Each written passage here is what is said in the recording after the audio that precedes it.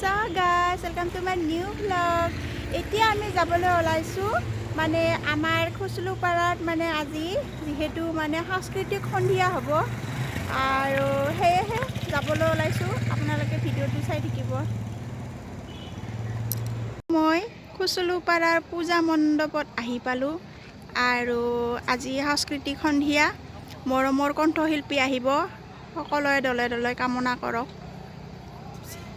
দীপশিখা বৰা আমাৰ মৰমৰ কণ্ঠশিল্পী এই চাওক আমি আহি পালো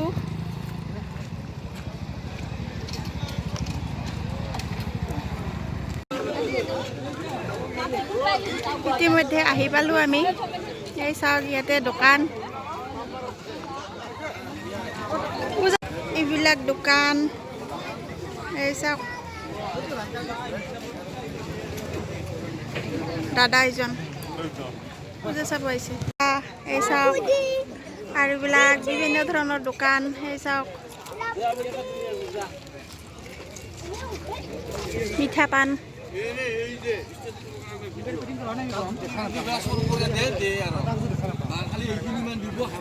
ইয়াতে চাওমিন ম'ম' আহক খাওক এই চাওক আমাৰ এইখন ভাইটিয়ে দোকান দিছে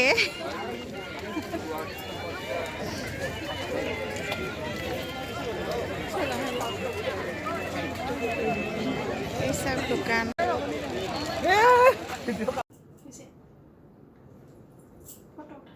মই পূজা মণ্ডপত প্ৰৱেশ কৰোঁ এই চাওক পাব্লিক আহিছে বহুতখিনি আমাৰ খুচলুপাৰা মই খুচলুপাৰাৰ শিৱ মন্দিৰত প্ৰৱেশ কৰোঁ এই চাওক এইটো হৈছে খুচলুপাৰাৰ শিৱ মন্দিৰ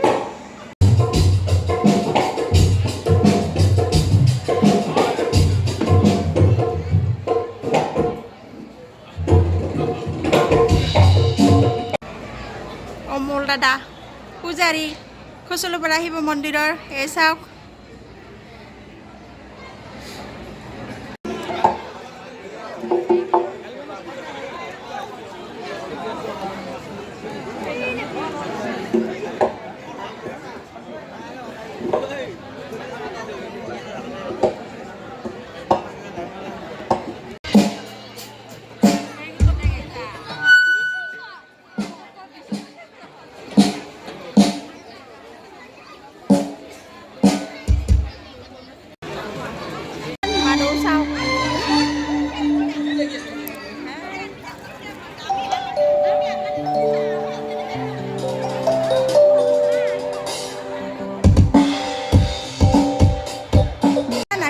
পাব্লিক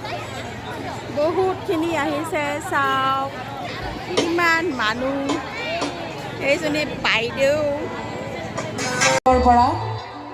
সহায় সহযোগিতা পাই বহুত সুখী হৈছোঁ সকলোৱে যেন ইমান ধুনীয়াকৈ ইয়াতে ৰখি আছে আৰু আমি যাৰ অপেক্ষাৰে ইমান সময়ৰ পৰা ৰখি আছোঁ আমাৰ আজিৰ শ্ৰী শ্ৰী শিৱ পূজা উপলক্ষে আমাৰ সকলোৰে সুপৰিচিত সকলোৰে মৰমৰ সদুৰ গুৱাহাটীৰ পৰা আমন্ত্ৰিত কৰি অনা কণ্ঠশিল্পী উজনিৰ পৰা নামনি কপাই তোলা তেওঁৰ গীত মাত সুৰেৰে আমাৰ সকলোৰে মন জয় কৰি তোলা এগৰাকী মৰম লগা তেওঁৰ অকল দেখি তেওঁৰ মৰম লগা কণ্ঠৰে আমাৰ সকলোৰে মন জয় কৰিবলৈ তুলিছে আমাৰ অসমৰ অতিকৈ জনপ্ৰিয় কণ্ঠশিল্পী দীপশিখা বৰা এটি জোৰে হাত চাপৰি বিচাৰিছো সকলো ৰাইজৰ পৰা এই মঞ্চত আগবঢ়াই দিছো আপোনালোকৰ সকলোৰে কণ্ঠশিল্পী দীপশিখা বৰা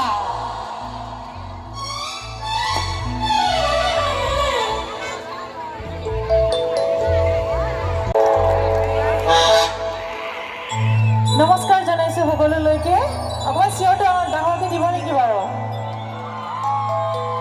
প্ৰথমে আজি শিৱ পূজাৰ এই পবিত্ৰ ক্ষণত আপোনালোকে নিমন্ত্ৰণ জনোৱাৰ বাবে ধন্যবাদ জ্ঞাপন কৰিছোঁ মই তাতে শিৱ ভক্ত গতিকে আজি আহিবলৈ বৰ হেঁপাহেৰে বাট চাই আছিলোঁ আৰু শিৱ সকলোকে কুশলে ৰাখক তাকে কামনা কৰিছোঁ আৰু যিহেতু পৰীক্ষা আছে বুলি কৈছে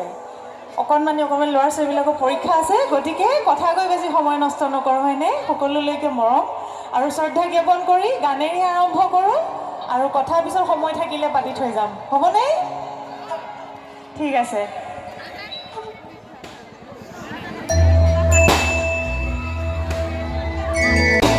মোৰ এটি খুব ভাল লগা গীতেৰে মঞ্চ মুকলি কৰিবলৈ লৈছোঁ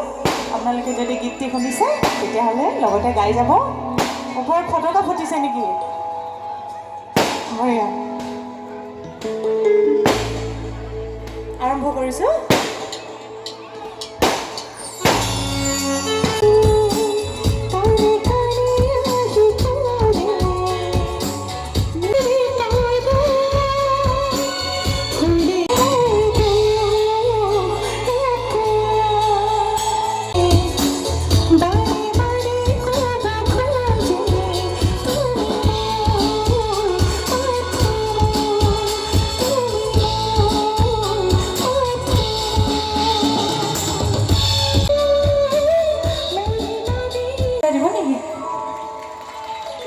ধন্যবাদ দেই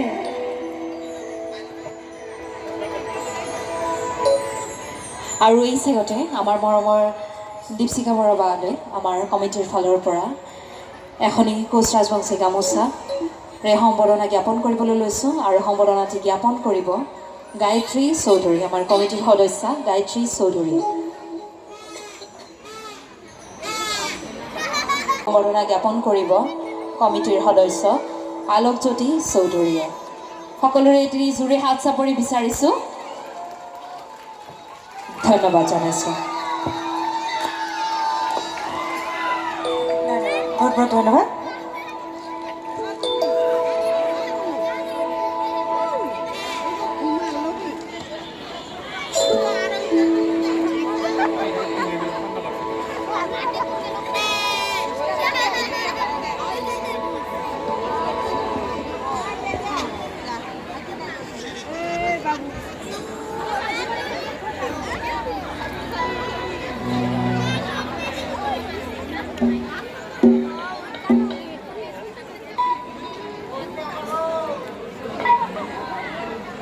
হেল্ল' হেল্ল' হেল্ল' হেল্ল'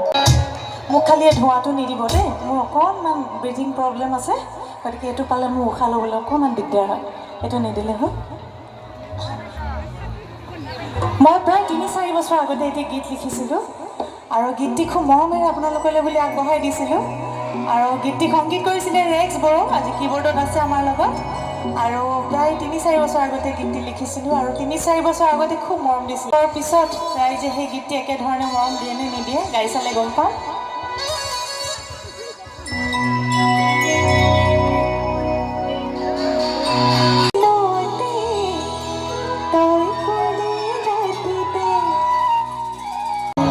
আমাৰ ছোৱালীবিলাক বিহু নাই বিহু গাব লাগিব বিহু লাহেকৈ গাব লাগিব এইটো নিজৰ গীত গাই লওঁ হ'ব তাৰপিছত নিজৰ নিজৰ বিহুগীতা গাম তাৰপিছত বেলেগ বেলেগ গীতবিলাক গাম হ'বনে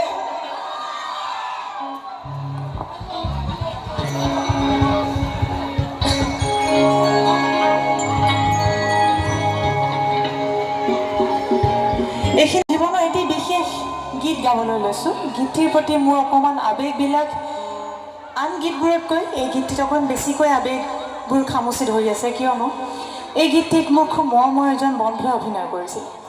আৰু গীতটি মুকলি কৰাৰ দুবছৰমান পিছতে তেখেত সকলো জ্ঞাত মৰমৰ বন্ধু কিশোৰ দাস খুব ভাল অভিনেতা তেখেত এই পৃথিৱীৰ পৰা বিদায় মাগিছিলে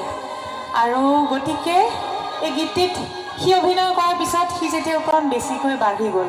খুব মৰমেৰে গীতটো লিখিছিলোঁ আৰু সিও বৰ হাঁহিমুখীয়া আছিলে গীতটিত তাক বৰ সুন্দৰ দেখা পাইছিলে আৰু এই গীতটি মই নিজে লিখিছিলোঁ সুৰ কৰিছিলোঁ মই ৰেক্স আৰু লক্ষী বুলি এজন ভাইটি আৰু সংগীত কৰিছিলে ৰেক্স বড়ো বৰ মৰমেৰে লিখিছিলোঁ প্ৰত্যেকখন মঞ্চৰ পৰা কিশোৰৰ আত্মাৰ সদ্গতি কামনা কৰোঁ আৰু মোৰ হৈ আৰু সেই ঠাইৰ দৰ্শকসকলৰ হৈ কিশোৰৰ বাবে সদায় উচৰ্গা কৰি আহিছোঁ আৰু আজি আপোনালোকৰ মঞ্চৰ পৰাও সেই গীতটি কিশোৰৰ বাবে আগবঢ়াইছোঁ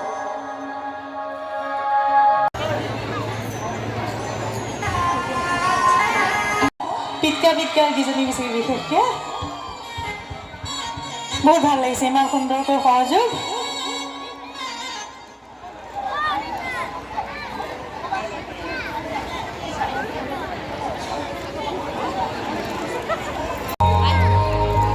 ইয়াৰ পিছতে অকণমান পুৰণি বিহুগীত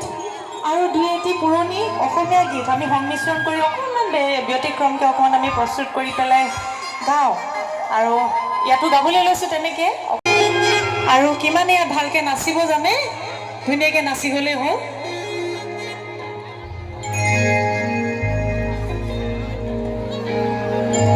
সহযোগ কৰাৰ কাৰণে এটা নিজৰ কাৰণে ডাঙৰকৈ হাত চাপৰি দিয়কচোন বঢ়িয়া ধন্যবাদ গীত গাবলৈ লৈছোঁ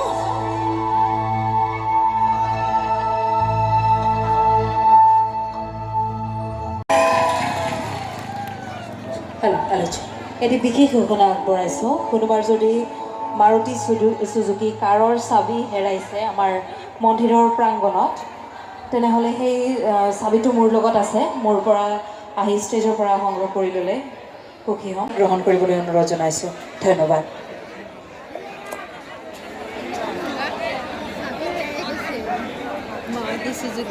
আগৰ বছৰ এটি গীত লিখিছিলোঁ মই আৰু আপোনালোকৰ প্ৰেম হৈছে নে ইয়াত থকা প্ৰেমিক কোন কোন আছে প্ৰেমিক হৈছে বাকী ছোৱালীবিলাকে হ'লেও নকয় মাকহঁত বহি আছে যে মাক ককায়েকহঁত ঘৰত পিটন খাব যে সেইকাৰণে নকয় বাৰু ল'ৰাবিলাকে ভয় নকৰে প্ৰেম হৈছে ন সকলোৰে আৰু যাৰ গীতটি মই নিজে লিখিছিলোঁ সুৰ কৰিছিলোঁ আৰু সংগীত কৰিছিলে ৰেক্স বৰাই বৰ মৰমেৰে আদৰি লৈছিলে একাংশ ৰাইজে যাৰ বেছি বেছি প্ৰেম হৈছিলে ইয়াত গাই চাওঁ কেনেকুৱা পায়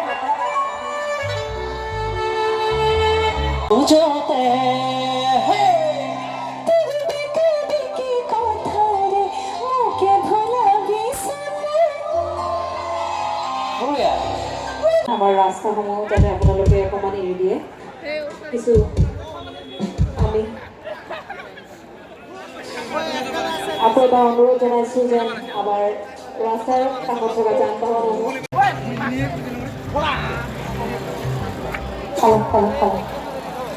ইয়াৰ পিছতে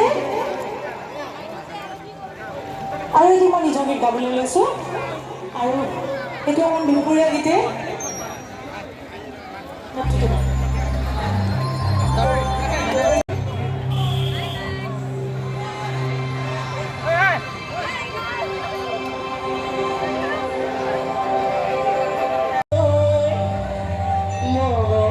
দুঃখিনী তই